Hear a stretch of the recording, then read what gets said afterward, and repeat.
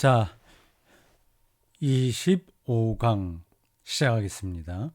우리는 지금 유리겐 몰트만의 책을 차례대로 따라가고 있습니다. 제3부입니다. 제1장 죽음 이후에 삶이 있는가입니다. 3부의 1장 죽음 이후에 삶이 있는가, 이런 제목입니다. 말이 안 된다고 생각도 돼요. 어떤 사람들에게는 그래 말이 안 되는 거예요. 죽음 이후에 무슨 삶이 있어? 다 지구의 원소로 해체되고 마는데 뭐가 있어? 그래 생각할 수 있습니다. 또 어떤 사람은 아니지, 우리는 하늘나라에 가서 배고픔도 없고 외로움도 없고 영원하게 행복한 삶을 산다, 이렇게 생각하는 사람도 있습니다. 그걸 더 희화화해서 오막살이 집에 사는 사람도 있고 널찍한 멋진 집에 사는 사람도 있다, 그렇게도 얘기하죠.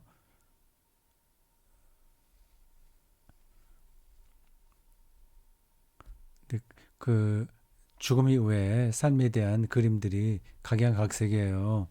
근데 그게 자칫하면 여기서 우리가 살던 삶이 극대화되는 어떤 것쯤으로 생각하는 겁니다. 잘 먹고 잘 사는 거죠. 그런 죽음 이후의 삶을 우리는 성서적이라고 생각하지 않습니다. 이제 그러한 표상들이 부분적으로 있긴 있어요. 그 제가 일일이 또 다시 설명하지 않겠습니다. 기독교 신앙의 이러한 궁극적인 문제들은 오해하기가 딱 쉽습니다. 이것만이 아니라 많은 다른 영역 대목도 마찬가지예요. 우리가 구원받는다고 하는 것도, 또 어떤 사람은 지옥 가고 이런 것들을 이제 문자적으로 이해할 수 있거든요. 예. 자, 죽음 이후에 삶이 있는가? 근데 이제 강렬한 그 메시지가 담긴 질문입니다. 우리 모두의 실존에 해당하기도 합니다. 결국 우리가 죽잖아요. 다 그런 길로 가고 있는데, 그럼 그 뒤에 우리의 삶이 이어지는가 아닌가, 그런 질문을 하지 않을 수 없는 거죠. 근데 그런 것들을 있다 없다 이렇게 단정적으로 말할 수 있는 게 아닙니다. 물론 당연히 우리 그리스도교 신앙에서는 있다고 얘기하죠. 다만 그 있다는 게 어떤 뜻이냐에 관해서는 좀 더 생각을 해야 됩니다. 그거를 한마디로 일단 거칠게나마 정리를 한다면 이렇습니다. 우리는 죽음 이후에 하나님의 품 안에서 영원한 생명을 누린다, 이렇게 생각하면 됩니다. 그렇다면 하나님의 품에 안긴다는 게 뭔지, 또 영원한 생명이라는 게 뭔지에 대해서 또 생각을 해야 되는 거죠. 자, 지금 그런 이야기들을 몰트만이 이제 3부에서 이어가고 있습니다. 지금 초반부예요. 제 1장입니다. 죽음 이후에 삶이 있는가? 거기 그 대목에서 146쪽 제 4번입니다. 알프레드 파이트헤드가 나와요. 이런 과정 철학자들의 그 설명이 죽음 이후의 삶에 관한 주제와도 연관됩니다. 이제 존재하는 게 뭔가, 리얼리티가 뭔가 하는 그런 질문이 이게 다 연관되는 거 아니겠습니까? 파이트헤드, 리얼리티 is 프로세스라고 그 얘기하죠. 그 과정 철학의 핵심은 프로세스에 있습니다. 그 리얼리티를 프로세스로 보는 거예요. 그 화이트헤드의 주저의 제목이 바로 그겁니다. 리얼리티 앤드 프로세스예요. 또 그 단어가 바뀌었는지 모르겠습니다. 프로세스 앤드 리얼리티인지 리얼리티 앤드 프로세스인지 잘 모르겠는데 아마 리얼리티가 먼저 있을 겁니다. 중요한 건 리얼리티의 문제거든요. 근데 그걸 어떻게 이해하느냐에 따라서 서로 입장들의 차이가 있습니다. 그러한 철학자들의 사유를 통해서 우리는 죽음 이후의 삶이 있다고 할 때 그것의 리얼리티가 뭔가 하는 것들을 좀 더 보편적인 차원에서 그러니까 사람들이 이해할 수 있는 그런 차원에서 설명할 수 있어야 되죠. 설명하는 것만 아니라 우리 자신들의 구원 표상에도 직접 연관되는 겁니다. 일단 내가 그거를 분명하게 인식하고 있어야 되지 않습니까? 알프레드 화이트헤드가 대표적인 과정 철학자고 여기 찰스 하르트숀이 또 나오는데 이 사람은 신학자고요. 화이트헤드는 신학자는 아니고 철학자입니다. 원래는 영국의 수학자였다고 하는데 미국으로 건너와서 과정 철학의 태두가 되었습니다. 거기서 이제 과정 신학도 나왔죠. 신학도 그 이름이 참 많습니다. 그걸 어떤 신학자는 소유격의 신학이다 얘기를 해요. 과정 신학, 근데 과정의 신학, 소유격이에요. 뭐 여성 신학, 정치 신학, 해방 신학, 뭐 이런 것들이요. 신학은 신학이지 무슨 소유격으로 말할 수 있냐 그런 약간의 비판이 담긴 표현이에요. 그렇게 무슨 특징을 드러내면서 신학의 성격을 규정할 수 있기는 합니다. 근데 신학이 그 안에만 있는 건 아닌 거예요. 네, 과정 신학이라고 할 때 과정에만 우리가 한정돼서 신학을 할 수 있는 게 아니죠. 하나님은 그 과정과 또 해방과 정치와 또 뭐 말씀까지 뭐 말씀 신학 이렇게 하잖아요. 역사까지 역사 신학이라고 얘기하잖아요. 그런 것들을 다 뛰어넘는다고 봐야 되겠죠. 화이트헤드와 하르트숀을 주축으로 하는 미국의 과정 신학은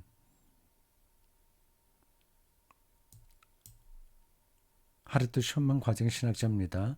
화이트헤드는 과정 철학자예요.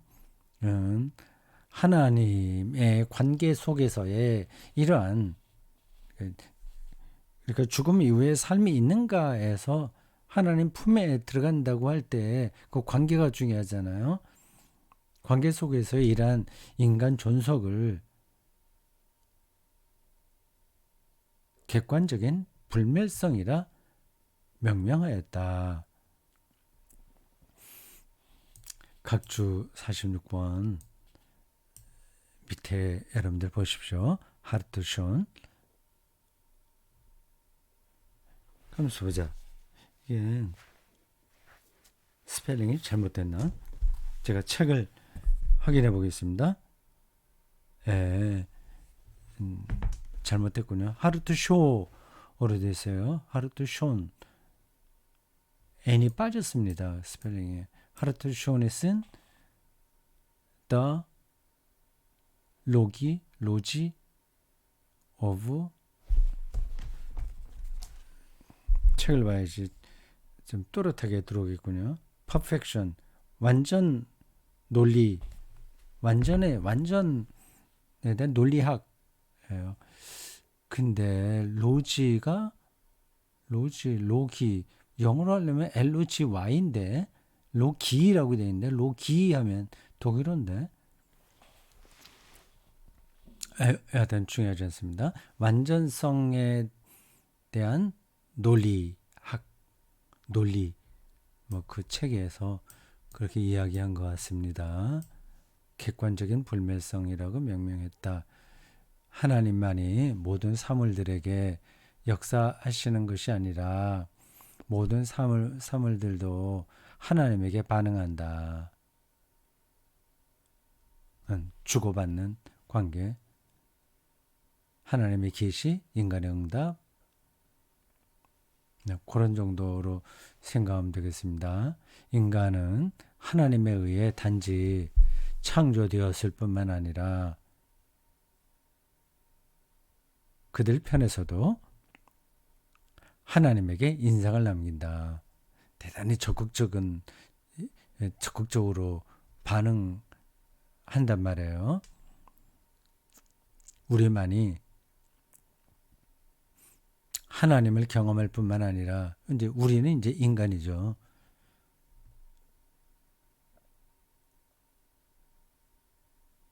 우리만이 하나님을 경험할 뿐만 아니라 하나님도 우리에 대해 경험하시는데 하나님이 우리와 함께 하시는 이 경험은 우리가 죽음에 이를지라도 하나님 안에 존속할 것이다.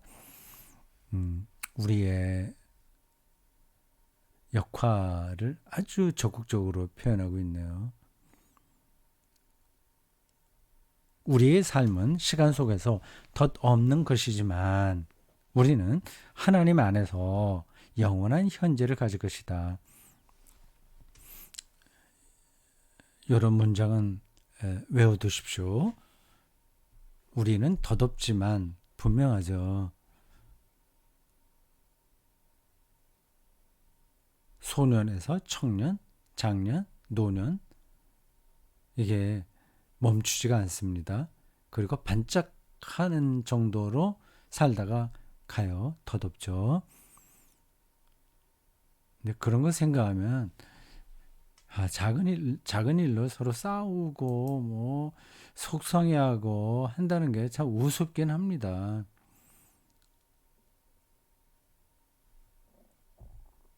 덧없는 것이지만 덧없기 때문에 더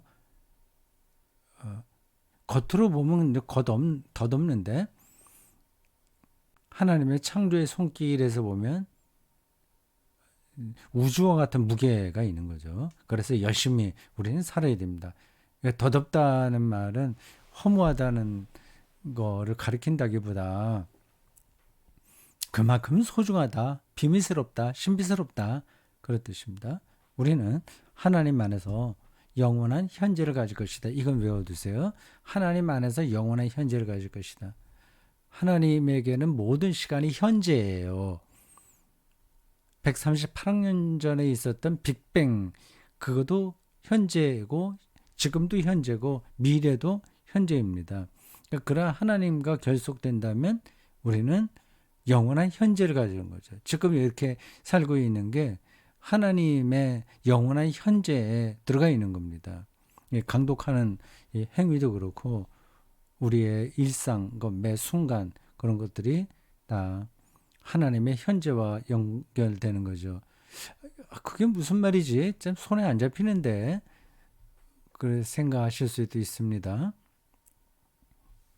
우리 삶의 역사는 일시적이며 우리 자신도 이를 빨리 망각해버린다. 그렇지만 하나님이 우리의 삶을 경험하셨던 것처럼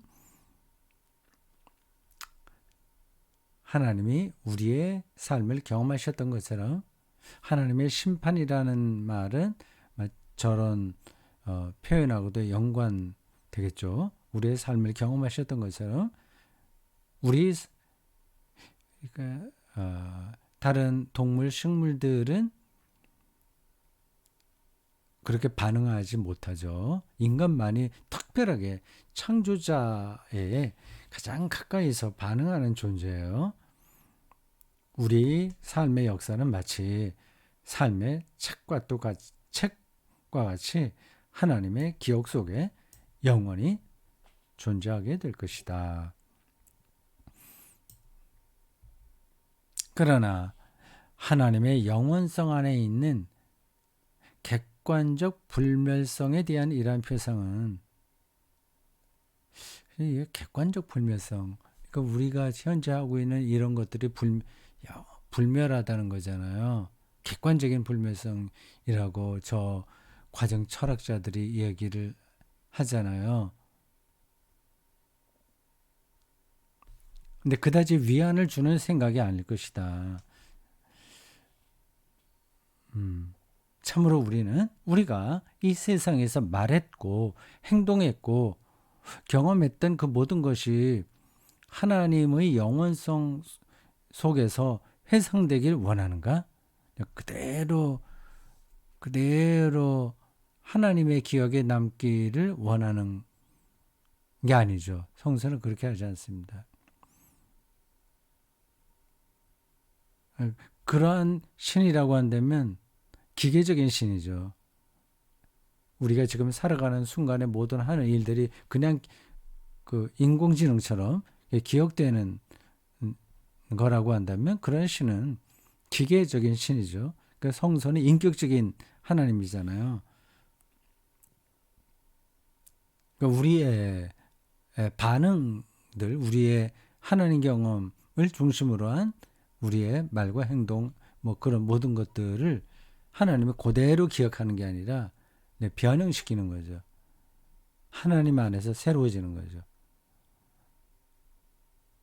그러니까 몰트만은 과정 철학자와 과정 신학자들이 말하는 그 동기 그, 그 관점을 받아들이면서 그런 관점은 중요하니까요. 그러면서 성서와 신학 정통 신학 안에서 새롭게 해석하는 겁니다. 구약 성서 시편에 의하면 하나님의 기억은 147쪽으로 넘어가겠습니다. 잠깐 기다려 주십시오.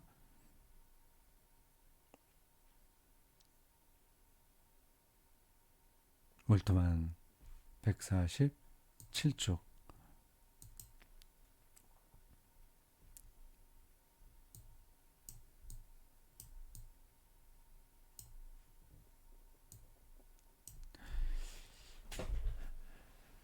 그 기억은 하나님의 기억은 우리의 살아온 삶을 영원히 상영하는 비디오가 아니라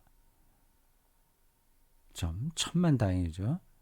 그대로 비디오 찍듯이 찍어놓고 하나님이 우리를 심판하신다면 누가 거기서 견뎌내겠습니까? 오히려 시편 기자가 당신의 자비에 따라 나를 기억하소서와 나의 소년적의 죄악을 기억치 마소서라고 기도했듯이 자비롭고 구원하며 교정하는 기억이다. 그것은 국가보안기관 모니터에 차가운 렌즈가 아니라 뭐 검찰이나 경찰이나 하여튼 그러한 보안기관 또 있죠. 아이고 기억이 나지 않는데 우리나라의 그 뭐라 국가 보안대인가? 하여튼 그 국가 반정부 그걸 이제 자기들이 이제 적발하고 지켜내려고 하는 그런 정부 기구가 있어요. 그래 생각이 안 나지.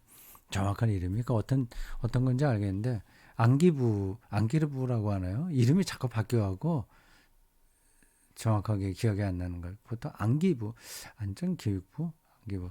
차가운 렌즈가 아니라 그것들은 사실을 그대로 밝혀내려고 하잖아요. 팩트를. 근데 사실은 우리나라에서는 팩트를 찾아내는 게 아니라 덮어씌우기를 많이 했죠. 우리를 주목하는 하나님의 사랑의 광채가 나는 시선이다.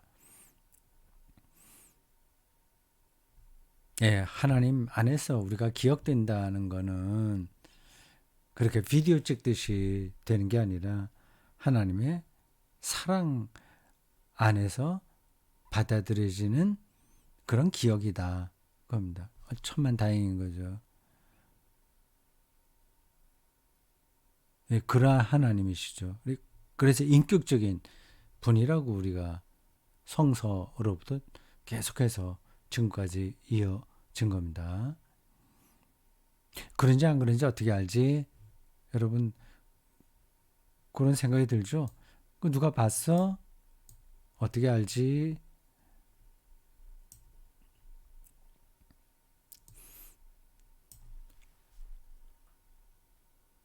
이게 신학은 시와 같아서요.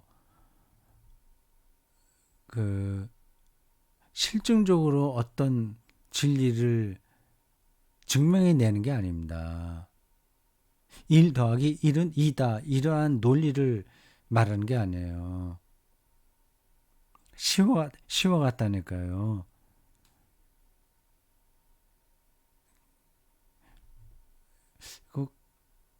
그, 요즘 그 이름이 뭐더라 또 기억이 안 나네요. 그 시인의 시가 저기 굉장히 인상 깊었습니다. 그 시인만이 아니라 다른 시들도 다 마찬가지입니다. 벼의 이삭을 트인 건 개구리의 울음소리다. 예를 들자면 그런 식구가 있다고 합시다. 근데 그거 과학적으로 증명된 게 아니거든요. 그러나 시인의 영적 시각으로 그게 리얼리티인 겁니다.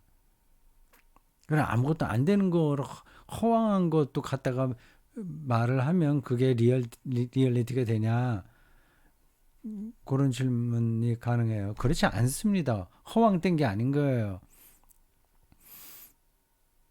시인의 그 시각이 옳다는 것이 받아들여집니다. 그러면 좋은 시가 되는 거예요. 이 세계가 그리고 실증적으로 어, 특별히 이제 과학 그 인과론적으로 해명되는 게 아닙니다. 그 단락으로 여러분들이 좀 더 들어가셔야 돼요. 뭐 종교 열광주의로 떨어지는 게 옳다는 게 아닙니다. 자, 그건 됐고 5번입니다. 인간에 대한 하나님의 관계는 이게 우리의 그 죽음 이후의 삶과 연관되는 주제입니다. 하나님의 관계, 인간에 대한 하나님의 관계, 혹은 하나님에 대한 인간의 관계라고도 할 수 있죠. 그것은 대화적인 불멸성이라 표현될 수 있다. 앞에서 객관적인 불멸성이라고 하는 표현이 있었잖아요. 그걸 바꿔서 몰트만이 대화적인 불멸성이라고 표현했습니다. 오고 가는 거죠. 그냥 아주 차가운 팩트 요것만 이제 기억하는 게 아니라 그 시각으로 기억하는 게 아니라 대화를 통해서 그 팩트 너머의 진리를 찾는 거죠. 마틴 루터가 이렇게 얘기했다고 하네요.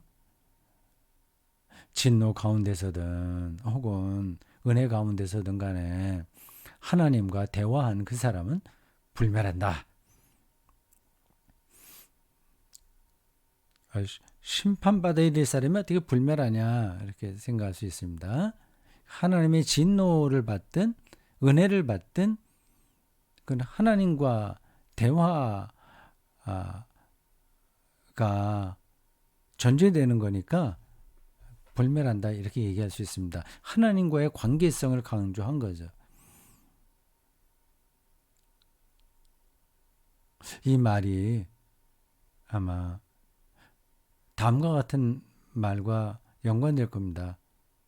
예수님이 지옥에 계시다면 나는 지옥을 택하겠다. 개신교와 가톨릭의 많은 신학자들은 이 견해에 동조한다. 즉 인간은 하나님을 청종하지 않을지라도 여전히 하나님의 대화 상대라는 것이다. 각주 47번 나왔네요. 라칭어가 쓴 이건 가톨릭 신학자입니다. 맨 아래에 각주 47번 라칭어가 쓴 에스카탈로기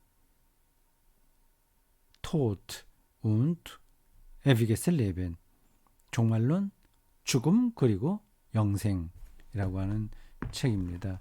재밌겠는데요. 저는 책은 물론 번역되지 않았겠죠. 못했겠죠. 이 사실을 죽음도 변경할 수 없다. 그러나 인간이 하나님을 청종하게 된다면 이제 듣는다는 거죠. 하나님의 말씀을 듣는다는 거죠. 청종하면 그의 전체 삶은 하나님께 응답하는 책임적인 실존이 될 것이다. 인간은 응답하고 스스로 책임을 진다. 이것이 옳다면 죽음은 우리 삶의 한계이긴 하지만 우리에 대한 하나님 관계의 한계일 수는 없을 것이다. 이런 표현들은 신학을 전공하려고 하는 사람들에게는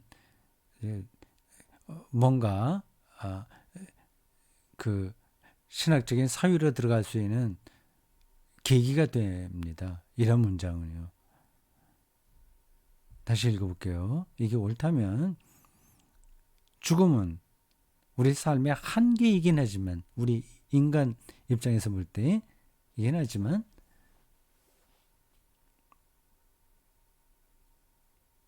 우리에 대한 하나님의 관계의 한계일 수는 없다.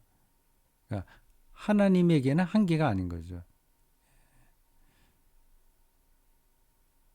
죽음이 한계가 하나님에게는 한계가 아닌 겁니다. 우리 삶에 대한 관계 속에서 우리의 죽음은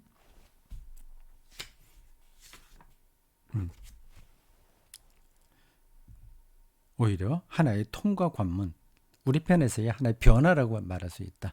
우리와 대화하시고 우리를 부르시며 종국에는 우리를 구원하시는 하나님과의 관계는 우리의 죽음을 넘어 영원히 존속할 것이다. 하나님과의 대화적 불멸성이 가능하다는 겁니다. 가능한 게 아니라 그게 우리 죽음 이후에 우리의 삶이 있는가에서 하나의 대답인 거죠.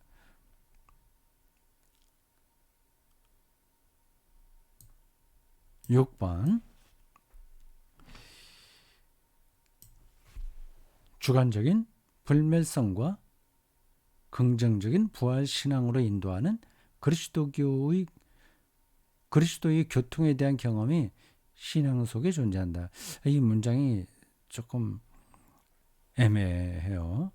주관적인 불멸성, 앞에서 객관적인 불멸성이라는 단어가 과정 철학에서 왔고 과정 신학에서 왔고 또 대화적 불멸성이라는 단어가 몰트만에게서 왔는데 또 여기서는 주관적 불멸성이라는 단어가 또 나왔어요. 긍정적인 부활신앙, 이게 독일어 어떤 건지 모르겠는데 적극적이라는 게 더 맞을 것 같은데 지나갑시다. 그것은 하나님의 영 안에서 하나님의 자녀로의 경험이다. 즉 하나님의 영으로 인도함을 받는 사람은 누구든지 다 하나님의 자녀입니다. 로마서 8장 14절 라고 바울은 말한다. 우리는 하나님의 자녀로서 왕의 자녀이며 신적인 족속이다. 우리는 희망에 힘입어 이미 여기에서 죽음을 통과하지 않은 지금 여기에서 하나님의 미래적인 세계의 영원한 생명에 동참하게 된다. 우리는 부활의 영 안에서 이미 여기에서 영원한 생명을 경험하게 된다. 이 문장도 또 설명이 필요한데 그러다 보면 이게 시간이 끝도 없으니까 지나가겠습니다. 요 다음 쪽에 단락까지 오늘 좀 보겠습니다. 148쪽으로 가요.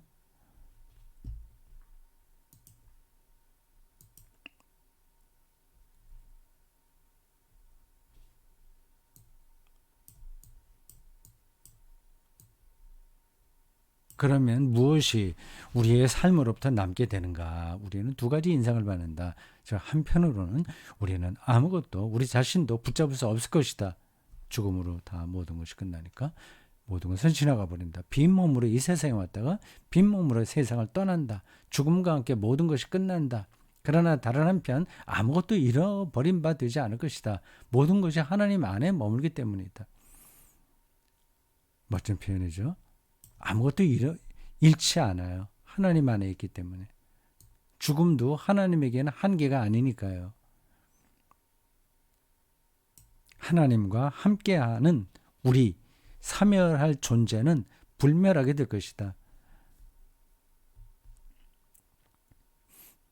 저 불멸이라는 단어가 딱 저 마음에 들진 않습니다. 뭐 영원 불멸 뭐 이런 뜻으로 그런 뉘앙스가 강하니까요. 사멸해야 될 우리 존재는 사멸하지 않게 될 것이다. 이게 오히려 낫습니다.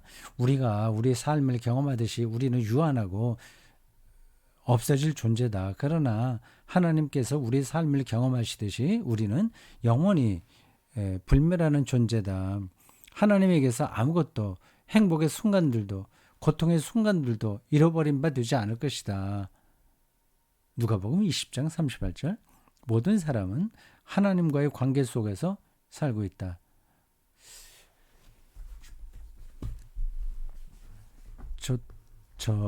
제 표현이 제가 지금 정확하게 그 우리말 성경으로 와닿지 않아서 찾아보겠어요. 38절 이렇습니다. 하나님은 죽은 자의 하나님이 아니요 살아있는 자의 하나님이시라. 하나님에게는 모든 사람이 살아있느니라 하시니 그 구절입니다.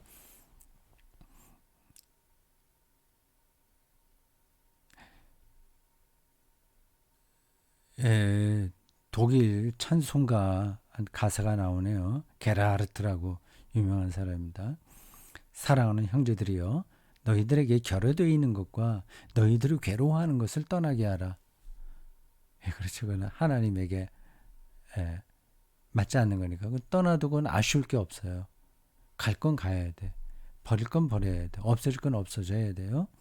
나의 명예심 뭐 이런 것도 아무것도 아니니까 그것도 떠나게 하라. 내가 모든 것을 다시 회복한다. 정말 다행스러운 일이죠. 우리가 부둥켜 안으려고 했던 것들은 사실은 그렇게 좋은 게 아닌 게 많잖아요. 그것마저 우리가 부둥켜 안고 하나님에게 간다면 그것도 모양이 우습죠. 그냥 죽으면서 떠날 건 다 떠나라. 하나님께서 회복하신다.